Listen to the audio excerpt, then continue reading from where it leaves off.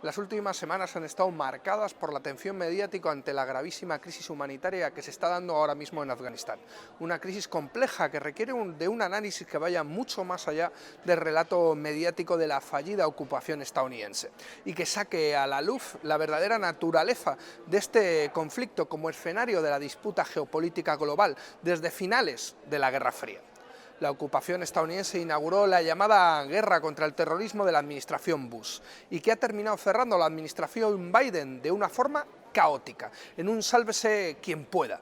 Todo ello sin conseguir ninguno de los supuestos objetivos liberacionistas, a saber, libertad, democracia, igualdad de derechos para mujeres y la destrucción del régimen talibán. Ninguno de estos se han cumplido. Las imágenes del aeropuerto de Kabul con cientos de personas intentando subirse a los aviones desesperadamente expresan muy bien el caos general que reina actualmente en el país y contrasta con la de los mandatarios chinos y pakistaníes recibidos por las nuevas autoridades del Emirato talibán. Una buena muestra del cambio geopolítico que puede producirse en la región.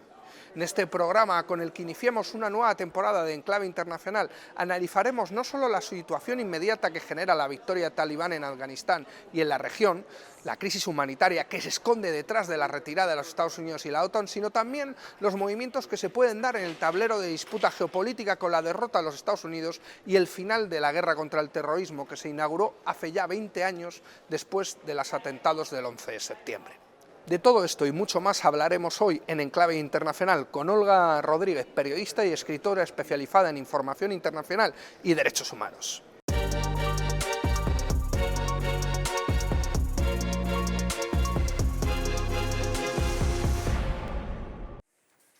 Bienvenidos a un nuevo programa de Enclave Internacional, esta vez para hablar de Afganistán, y es el primer programa de la temporada y lo empezamos de la mejor forma posible, con una invitada de lujo, con la periodista y escritora Olga Rodríguez. Bienvenido, Olga.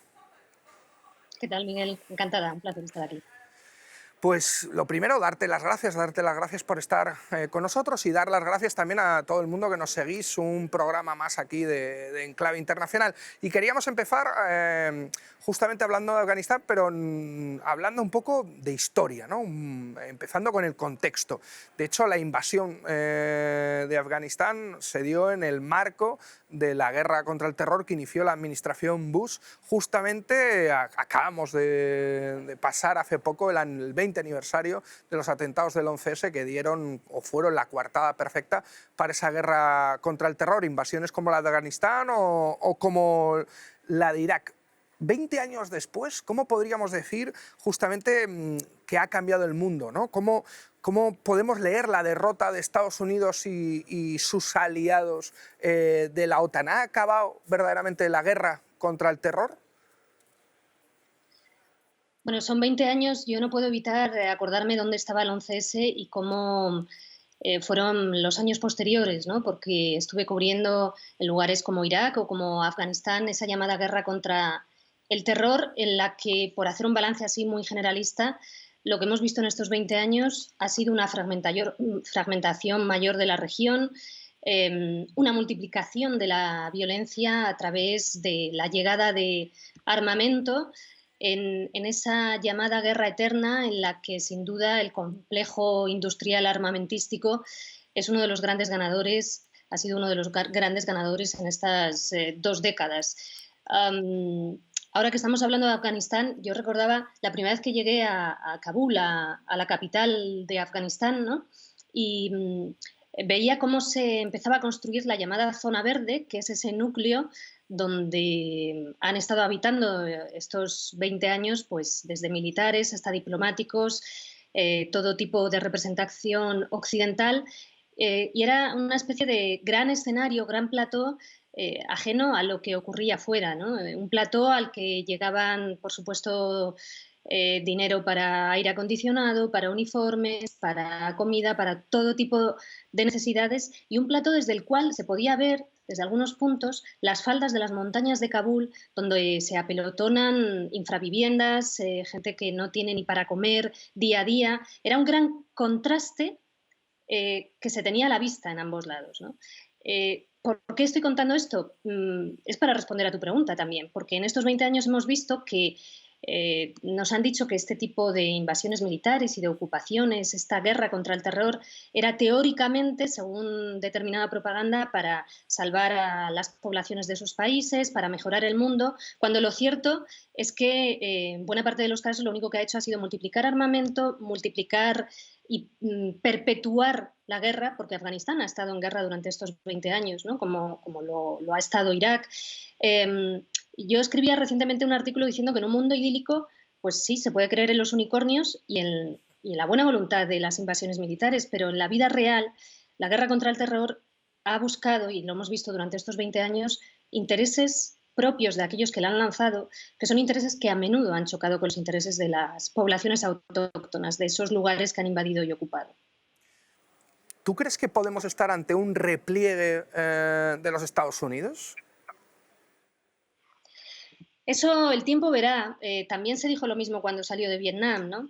El tiempo verá, pero ciertamente estamos viendo que no estamos, ya desde hace tiempo lo sabemos, en ese unilateralismo que llegó después de la caída de la URSS. Estamos en otro periodo en el que hay potencias regionales e internacionales que en muchos casos están muy cerca de Afganistán, ¿no? Por eso Afganistán tiene la mala suerte de ser un territorio clave en muchos aspectos, que se han aliado en los últimos años y que también buscan sus cuotas de poder y la ampliación de su influencia no solo en la región, sino a nivel planetario, ¿no? Evidentemente no podemos olvidar, no podemos dejar de lado lo que representa China, que comparte frontera con Afganistán, ¿no? Afganistán durante mucho tiempo ha sido el único territorio con bases militares estadounidenses con frontera con China, ¿no? No podemos olvidar el papel que está ejerciendo Rusia y otras potencias regionales de Oriente Medio y de Oriente Próximo. Por lo tanto, bueno, ya se me ha olvidado cuál era tu pregunta, pero no sé si con esto la he contestado.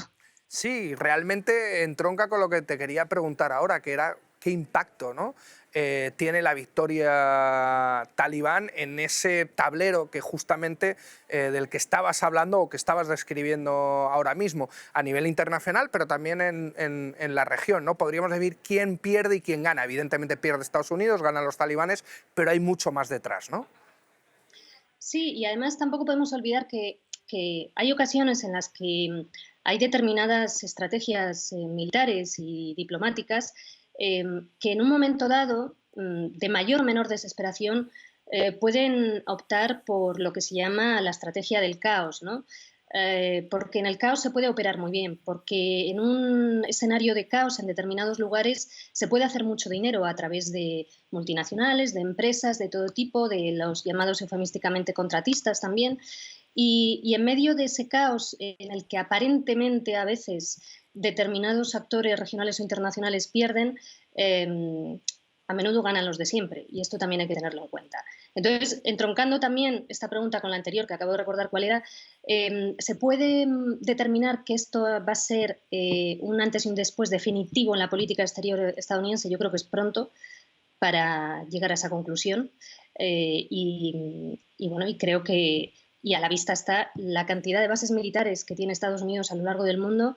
Evidentemente, en la medida de lo posible, una potencia que ha perdido poder en los últimos años, pero que sin embargo sigue teniendo aspiraciones de potencia no solo económica, a las bases militares me remito, por ejemplo, o a la cantidad de dinero que siguen invirtiendo en cuestiones militares. En la medida de lo posible habrá determinados escenarios a los que no van a renunciar, sin duda. Sí, yo creo que hay una cosa que tú misma decías, ¿no? El impacto de China, pero también podríamos hablar del impacto de Pakistán, que es otra de las beneficiadas justamente de la victoria de los talibanes, o propiamente de Turquía, ¿no? O sea, que estamos viendo un mundo cada vez más multipolar, ¿no? Con la emergencia de diferentes potencias, ya no solo regionales, sino a nivel internacional. Pero hay un elemento que siempre choca, ¿no? Con el tema de los talibanes. ¿Podríamos decir en cierta medida que el monstruo que crearon los Estados Unidos ha terminado devorándolo en Afganistán?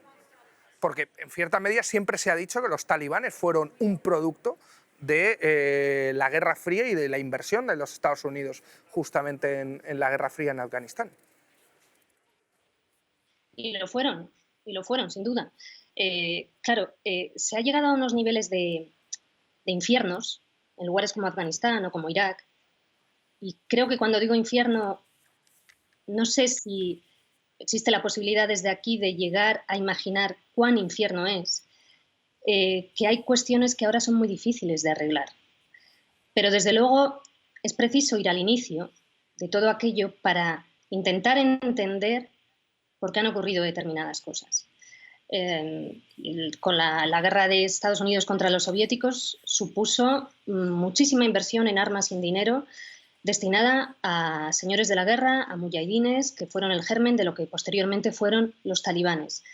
Los talibanes en todo este tiempo no se han ido nunca del todo.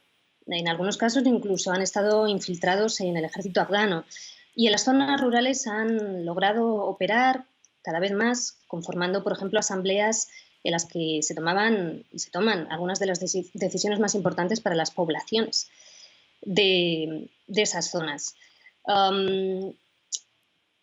Hemos visto en los últimos 20 años, en todo lo que ha ocurrido en Oriente Medio, cómo Estados Unidos pues, ha intervenido militarmente, ha invadido, ha ocupado, primeramente se ha aliado con determinados sectores de poblaciones como la iraquí o la afgana. Posteriormente, por ejemplo, en el caso de Irak o también de Siria, ha ido buscando otros aliados. En Irak llegó a ser cómplice en un principio del gobierno y posteriormente llegó a armar y a dar dinero a las que denominó las milicias del despertar para luchar contra los escuadrones de la muerte que en muchos casos actuaban bajo el paraguas del Ministerio del Interior iraquí, ¿no? La complejidad es enorme y como tú decías, Miguel, en toda esa complejidad cada vez mayor, que no es simple, por eso no estamos en una época de lecturas geopolíticas simples, como podíamos estar en la Guerra Fría, la actuación de determinadas potencias regionales ha sido clave también. Y ahí entra Turquía, que tú lo mencionabas, y Turquía ha estado presente en los últimos años en muchos tableros de ajedrez y sigue estándolo. Ahí, por supuesto, entra Arabia Saudí y otros países del Golfo y, por supuesto, también está presente mucho Irán en buena parte de estos escenarios, ¿no? Tanto en el escenario iraquí como en el escenario afgano, que son los dos de los que estamos hablando ahora, porque han sido los dos principales de esa llamada guerra contra el terror, ¿no? De hecho, a mí me parece increíble el papel de Turquía, ¿no? Porque al final Turquía no deja de ser un miembro de la OTAN, no deja de ser un aliado estratégico durante muchísimo tiempo de Estados Unidos, y el cambio que está dando Turquía a nivel internacional es verdaderamente llamativo. Lo hemos visto en Siria, pero bueno, lo vemos yo creo que de una forma clara en Afganistán, donde incluso los propios talibanes están pensando en que sea la que gestione el aeropuerto de Kabul. A eso me refería también con que los monstruos están terminando de comerse al propio imperio. En cierta medida, ¿no podríamos decir, Olga, que esto es producto de la propia debilidad de los Estados Unidos? En este sentido, sin duda. Estados Unidos ha tenido un gran fallo a la hora de hacer determinadas lecturas, ¿no? A mí me ha sorprendido a lo largo de estos años en los que he trabajado en la región, encontrarme a menudo con personas integrantes de servicios secretos o del mundo diplomático con lecturas, por un lado, muy maniqueas y por otro lado, muy infantiles, ¿no? En conversaciones, bueno, relajadas y de récord, pero por remitirnos a cosas oficiales y que han salido publicadas, ¿no? Los llamados papeles de Afganistán, que fueron publicados hace 2 o 3 años por la prensa estadounidense, en ellos hay testimonios de diplomáticos, de trabajadores de organizaciones no gubernamentales, pero también de generales estadounidenses admitiendo que no entendían nada, que no sabían lo que hacían allí, ¿no? Textualmente podemos leer cosas como no sabíamos qué hacíamos ahí, no teníamos una comprensión de lo que era Afganistán. Otro integrante de las Fuerzas Armadas estadounidenses dice, por ejemplo, mis hombres pensaban que yo iba a ir allí con un mapa y les iba a decir, aquí están los chicos buenos y aquí están los chicos malos, ¿no? Creo que también ha habido una lectura con una tendencia a visiones con muchos estereotipos y con muchos prejuicios, y creo que la conclusión de todo esto debería ser lo que es una obviedad.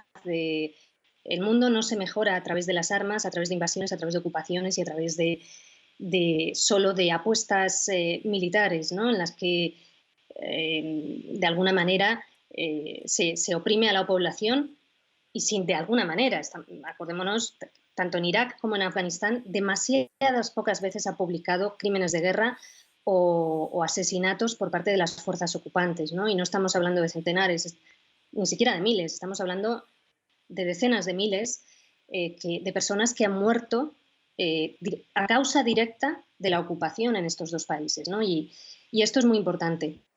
Entonces, si se apostara más por la voluntad de comprensión, por la voluntad de, bueno, desde puntos de vista con conocimientos sociológicos y antropológicos y, por supuesto, con la voluntad de ayuda humanitaria y no de la búsqueda de intereses propios en contra de los intereses ajenos, ¿no? Pero estas lecturas a mí me han sorprendido mucho, ¿no? O sea, estas lecturas simplificadoras, con muchos estereotipos, con muchos prejuicios, en las que al final demasiado a menudo ves cómo pues hay chavales que integran las Fuerzas Armadas estadounidenses y que llegan a un país pensando que todo aquel que tenga la tez de un determinado color es un enemigo en potencia, ¿no? Bueno, pues podemos decir que ha sido un fallo doble o triple, ¿no? No solo por parte del Pentágono, también por parte de los servicios secretos y, por supuesto, por parte de la apuesta diplomática y de la política exterior estadounidense. Desde luego, si vemos, yo creo que de los elementos que rodean a este conflicto, la situación de las mujeres puede ser uno de los elementos que requieren una especial atención y sobre todo una situación especialmente grave, ¿no? De hecho, la supuesta defensa de los derechos de las mujeres fue ese mito que utilizó Estados Unidos como un elemento casi liberacionista, ¿no? Vamos a defender justamente a las mujeres del régimen talibán, un elemento para justificar la propia invasión de Afganistán, ¿no? Y ahora estamos viendo lo contrario, estamos viendo cómo, por lo menos yo lo he visto aquí en el Parlamento Europeo con el Servicio de Acción Exterior de la Unión Europea, relativizaban la opresión y el peligro que sufrían las mujeres ahora mismo por el régimen talibán para intentar hacerlo un poco más respetable, ¿no? En esta reorganización del tablero. También las cancillerías no pueden ahora demonizar tanto a los talibanes si quieren tenerlos como, podríamos decir, en cierta medida, como un sujeto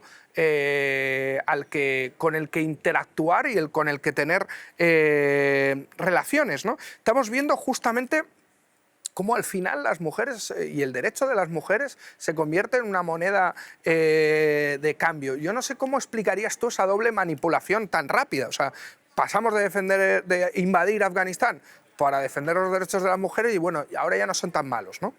Les dejan ir a la universidad. Porque eso es lo que estamos viendo ahora mismo, ¿no? Sí, yo lo he dicho muchas veces, las mujeres suelen ser un argumento de quita y pon, lamentablemente.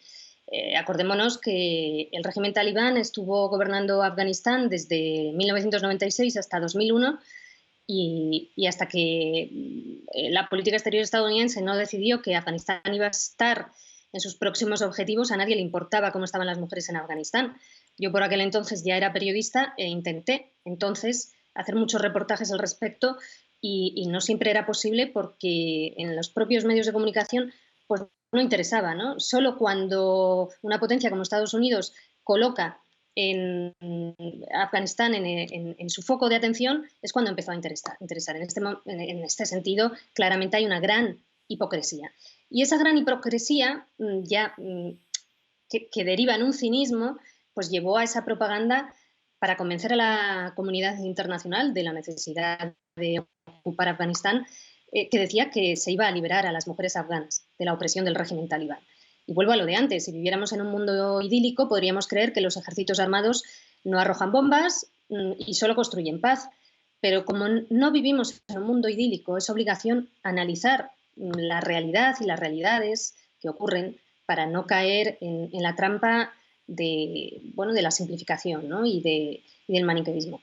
Vemos que los mismos que defendieron aquella intervención militar y la imposición de la Fuerza Armada y que callaron ante los múltiples ataques estadounidenses que en todos estos años han matado población civil, son los que, bueno, ahora por un lado lamentan la situación en la que queda el país, pero por otro, como tú dices, ya se están cambiando de traje, ¿no? Y diciendo que los talibanes no son tan malos y que ahora ya han aprendido la lección.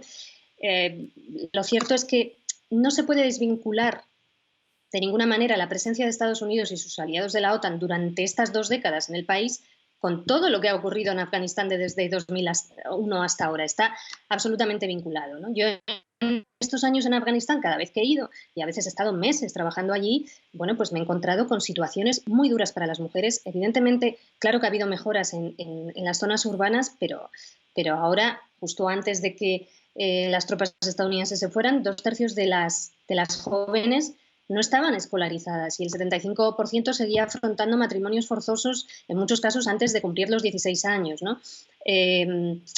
Claro, vemos cómo hay quienes solo elevan su voz ahora que Estados Unidos se marcha, eh, o sea, como que pareciera que quisieran aceptar el argumento falaz de que las cosas solo empiezan a ir mal cuando las tropas estadounidenses se van, ¿no? Yo creo que el cinismo ha sido muy grande. En todos estos años hemos visto que la corrupción en el país era palpable para cualquiera, que había proyectos eternos que recibían millones de dólares y que no terminaban de ver la luz, que había cargos altos y medios que viajaban, no sé, en cochazos blindados, despilfarrando dinero y oportunidades que tras ellos se iban del país, y una estrategia centrada excesivamente en la militarización, en la guerra, en el armamento. Y bueno, el caos era evitable, pero parecía que nadie ponía demasiado empeño en evitar ese caos, ¿no? Y dentro de eso, claro, las mujeres, como en todos estos escenarios, son las primeras víctimas. Lo han estado diciendo organizaciones feministas afganas desde dentro del país, desde fuera del país. Cuando se empezó a negociar con los talibanes ya hace 2 años, en principio, no estaban presentes en las primeras mesas de negociación auspiciadas por Qatar y con Estados Unidos presente. En fin, todo esto ha ocurrido y parecía que a nadie le importaba, ¿no? Entonces yo creo que hay que tener en cuenta esa gran hipocresía y ese gran cinismo a la hora de instrumentalizar la situación de las mujeres para justificar determinadas operaciones internacionales ilegales, ¿no?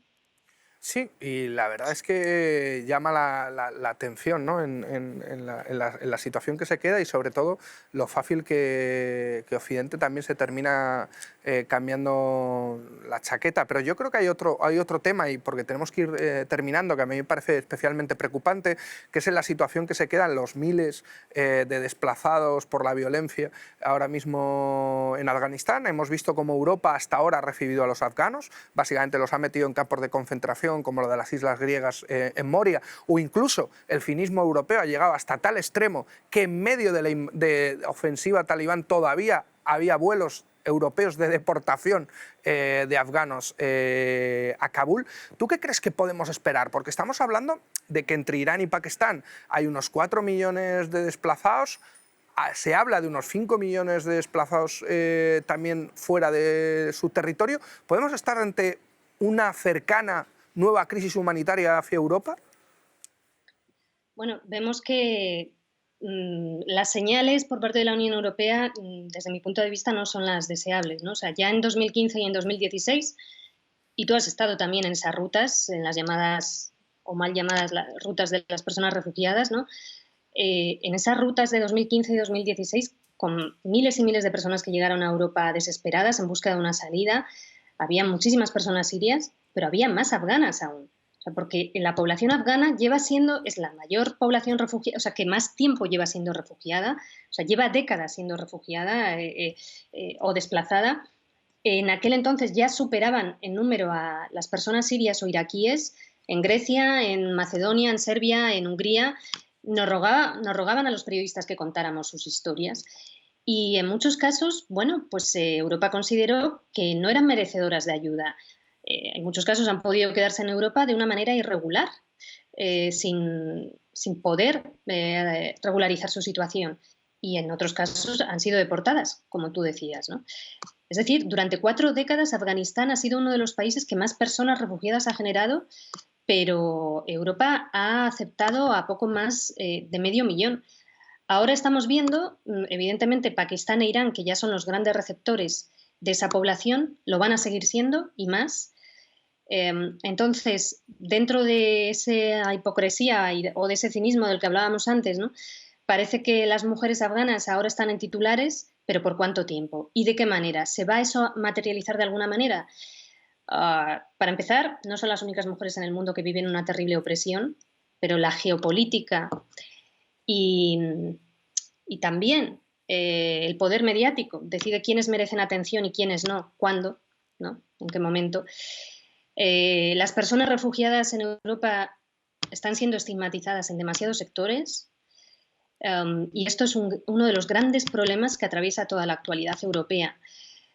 Ayer Europa deportaba a las mujeres afganas y a los hombres afganos también, o la encerraban en centros de internamientos para extranjeros ante demasiados silencios, y hoy la hipocresía lanza en los titulares SOS por la población afgana. Pero lo cierto es que la apuesta de la Unión Europea sigue siendo externalizar fronteras para que las personas mueran lejos de nuestras conciencias y elaborar rutas cada vez más peligrosas que son una especie de tétricas gincanas para impedir que la gente llegue a Europa, cuando la gente en muchos casos lo va a seguir intentando, porque además, en casos como en el de Afganistán o en el de Irak o en otros muchos, nuestros gobiernos han tenido una actuación que ha condicionado el escenario. Por decirlo de una manera muy simplificada, las armas desde Europa han ido a esos lugares y de esos lugares sale gente huyendo de las consecuencias de esas armas. Bueno, la verdad es que más claro no se puede decir. Nos quedamos sin tiempo, pero yo no quería terminar sin hacerte una última pregunta, ¿no? Porque hemos visto que sí es verdad que, por ejemplo, la Unión Europea ha buscado cierta aceptación del nuevo régimen afgano, del Emirato talibán. También hemos visto que los talibanes han hecho cierto esfuerzo de intentar no quedar muy aislados internacionalmente, más allá de que en el gobierno al final hayan metido a todo su núcleo duro. Pero me gustaría saber, ¿tú qué piensas en un minuto, minuto y medio? ¿Qué nos podemos esperar o qué podemos esperar, ¿no?, a corto plazo en Afganistán? Bueno, los talibanes son lo que son, ¿no? Y en ese sentido podemos ver mucho empeño en blanquearlos ahora por intereses diversos, dependiendo de cuáles sean los emisores, pero hay muchos actores interesados en estos momentos en minimizar lo que son los talibanes. Evidentemente, bueno, pues ellos imponen la Sharia como en otros muchos lugares de la región, ¿no? Ahora mismo estaba leyendo que van a crear ya un ministerio que lo llaman en prevención, de promoción de la virtud y prevención contra el vicio, que ya estuvo en el otro, durante el otro periodo de régimen talibán. Y evidentemente para lo que es para las mujeres va a ser algo terrible. Sí es cierto que los talibanes saben que necesitan ayuda externa, tanto militar como económica, y en ese sentido hay actores regionales e internacionales, tanto China como Rusia, como Irán, como las 3 ex repúblicas soviéticas con las que mantiene frontera, que todos van a buscar de qué manera llevarse bien con los talibanes.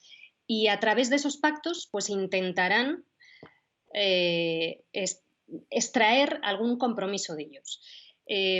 Pero lo cierto es que los talibanes son lo que son, como lo son otros muchos regímenes y gobiernos de la región que han sido muy a menudo aliados de gobiernos occidentales, estadounidenses o europeos.